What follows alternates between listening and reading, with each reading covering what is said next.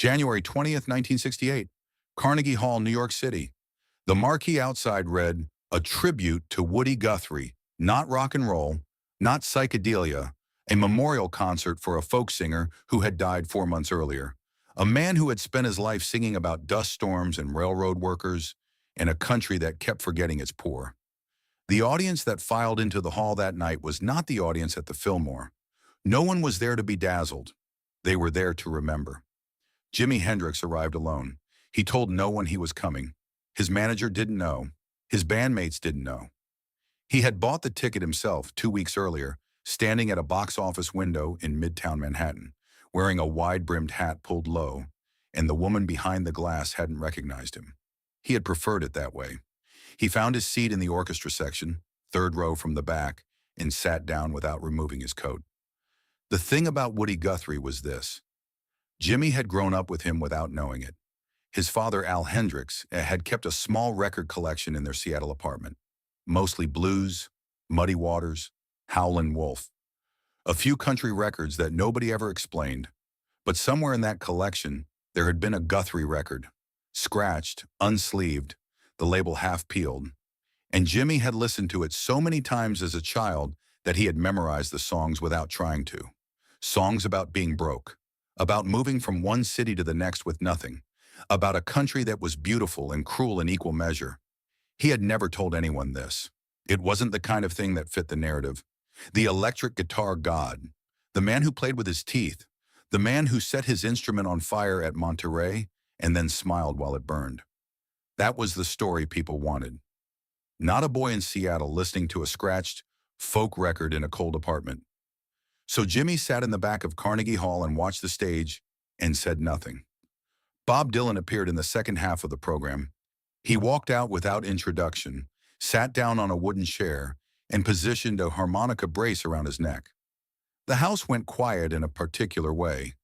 Not the stunned silence of a crowd witnessing something unexpected, but the held-breath quiet of a congregation. Dylan had that effect on rooms. He made people feel they were about to receive something. He played 3 songs, solo acoustic, voice and guitar and harmonica, nothing else. The hall had the acoustics of a cathedral, and every note landed clean and wide. Jimmy watched Dylan's hands, not his face, not the harmonica, his hands, the way they moved across the strings with a kind of deliberate looseness, like a man who had stopped trying to play correctly and had simply started to play. There was a freedom in it that looked effortless, but wasn't. Jimmy understood enough to know that it wasn't. When Dylan finished and stood to leave, the applause was long and warm. Dylan nodded once, briefly, and walked off stage. Jimmy stayed in his seat. He was not sure what he had expected to feel. He had felt something, though. Something quiet and private that he didn't have a name for yet. He found the backstage entrance on accident. He had been looking for a side exit to avoid the crowd, and the door he pushed open led down a narrow corridor that smelled of old wood and rosin. A stagehand looked up at him, started to speak, then recognized him and said nothing. Jimmy walked further in. Dylan was at the end of the corridor, sitting on a road case, still holding his guitar. A few people stood nearby, managers, crew, someone with a clipboard. Dylan looked up when Jimmy appeared. There was a pause that lasted perhaps 3 seconds, but felt longer. "Hendrix," Dylan said. "Hey." Jimmy stopped walking. "You were out there?" "Yeah." Dylan looked at him for a moment, not the way people usually looked at Jimmy. The assessment, the slight widening of the eyes, the recalibration. Dylan looked at him the way musicians look at other musicians, measuring something else entirely. "You know Woody's songs?" Dylan asked. Jimmy thought about the scratched record in his father's apartment. "Some of them." Dylan glanced at the guitar in his hand, then back at Jimmy. "Come back out." It wasn't a question. Jimmy stood in the wings for 4 minutes. He could see the stage from where he was. The single microphone, the wooden chair still there, the vast dark of the audience beyond the lights. He could hear the murmur of the crowd settling back in after the intermission, people finding their seats again, the low percussion of 1,000 small movements in the dark. Someone handed him an acoustic guitar, a Gibson J45, warm and slightly battered, The kind of instrument that had been played so much it had taken on its own character, its own particular voice shaped by years of someone else's hands. He held it like it was something borrowed, which it was. He pressed his fingers against the strings without sounding them, just feeling the tension, the different weight of it, the way the neck sat in his hand, slightly different from electric, slightly more demanding of precision. On electric, you could bend a note and the amp would catch it, hold it, carry it further than your finger did alone. Acoustic offered no such partnership. What you put in was exactly what came out, nothing added, nothing forgiven. He had not played acoustic in front of an audience in a long time. That was the thing no one said out loud, but Jimmy understood it clearly standing in those wings. This was Dylan's room. Dylan had built this room over years. The folk years, the protest songs, the basement tapes, the acoustic foundation that existed underneath everything else he'd ever done. This was the tradition Dylan had come from and returned to tonight to honor a dead man. Every person in that hall had come for that tradition. They had not come for electric guitar. They had not come for feedback or the smell of lighter fluid, or for a man who once made a Stratocaster sound like it was being torn apart from the inside. Jimmy had no claim to this room. He was a guest. He was a tourist. He was a man who had arrived with no invitation and been handed a guitar he hadn't asked for. He almost handed it back. Dylan walked out first. The crowd responded with warmth. He leaned into the microphone and said simply, "I want to play one more. I brought a friend." He turned toward the wings. Jimmy walked out. The reaction was difficult to describe. It wasn't silence. There was sound, a rising murmur of recognition, surprise, something uncertain. Jimi Hendrix at Carnegie Hall for a Woody Guthrie memorial was not a sentence anyone had been prepared to parse. He was wearing dark trousers and a plain shirt, nothing of the peacock excess he was known for. And for a moment the audience seemed to be trying to confirm that this was actually him. He sat down on a second chair someone had placed beside Dylan's. He did not look at the audience. He looked at Dylan. "This land is your land," Dylan said quietly, not into the mic, just to Jimmy. Jimmy nodded. Dylan counted them in under his breath. The first thing the audience noticed was that it sounded nothing like the record. Dylan's version was sparse and steady, the way he always played it. Each chord given space, the melody sitting just above the rhythm. But Jimmy's guitar was doing something else underneath, not competing, not soloing, something harder to name. He was filling the spaces between Dylan's notes with harmonic figures so small and precise that from the back of the hall you might not have even caught them. Little lifts, tiny ornaments, notes that arrived and disappeared before you could fully register them. A passing tone here, a suspended chord resolved so gently it barely announced itself. But they changed the color of everything. Dylan felt it within the first verse. He didn't turn his head, but something shifted in his posture.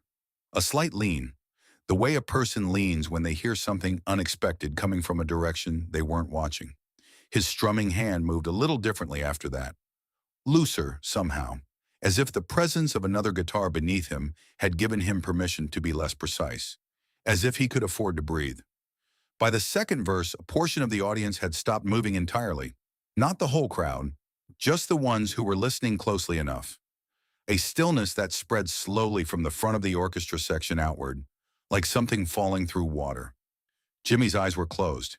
He was not performing. That was the distinction, and it was visible even from a distance. He was somewhere else, back in Seattle maybe, or somewhere before Seattle, in a place that had to do with cold apartments and scratch records and a man singing about land and loss and the gap between what a country promises and what it delivers. His fingers moved without hesitation. They played the song once through. No extended arrangement, no solo, nothing showy. 3 minutes and then it was done. The hall was quiet for a moment that seemed to go on past its natural length. Then the applause came, and it was full and genuine, and Jimmy stood and nodded once, and that was all. Backstage, Dylan sat on the same road case and didn't say anything for a while. The people with clipboards had moved away. The stagehand was gone. It was just the two of them and the sound of applause still filtering through the walls, fading now, becoming something distant. "Where did you learn to do that?" Dylan asked finally. Jimmy was setting the borrowed guitar against the wall. Do what? That? What you were playing underneath?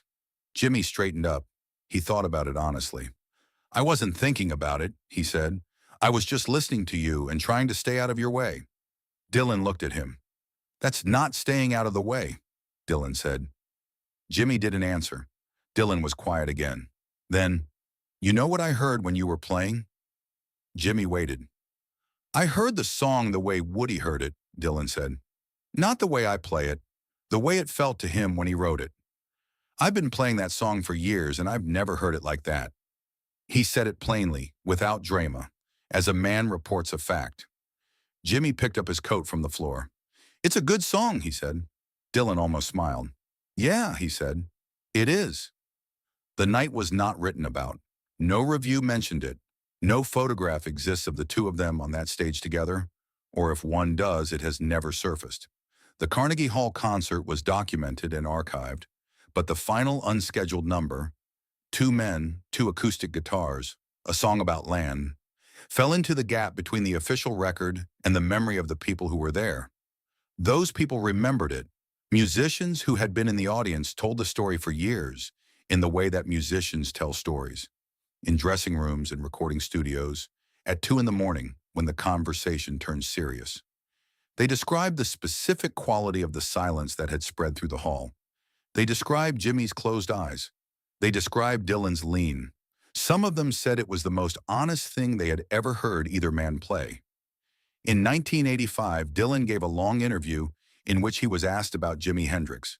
The journalist had expected the usual answer, the one about All Along the Watchtower. Dylan had given that answer many times. He gave it again, briefly, and then he paused and said something else. There was a night, he said, at Carnegie Hall, for Woody. Jimmy came out and played with me. One song. Nobody planned it. The journalist asked what it had been like. Dylan was quiet for a moment. He played under me, Dylan said finally. You know what I mean by that? He found the space underneath what I was doing, and he filled it with something that made what I was doing mean more than I knew it meant. I've played with a lot of musicians. Nobody ever did that. Not like that. He paused again. He understood Woody, Dylan said. That surprised me. I didn't think, I assumed. He stopped. I made assumptions about what he would understand and what he wouldn't. He understood everything, more than I had maybe when I was his age. The journalist asked if Jimmy had said anything that night about it. Dylan shook his head slowly. He said it was a good song, Dylan said. He looked down at his hands. He was right, he said. It is.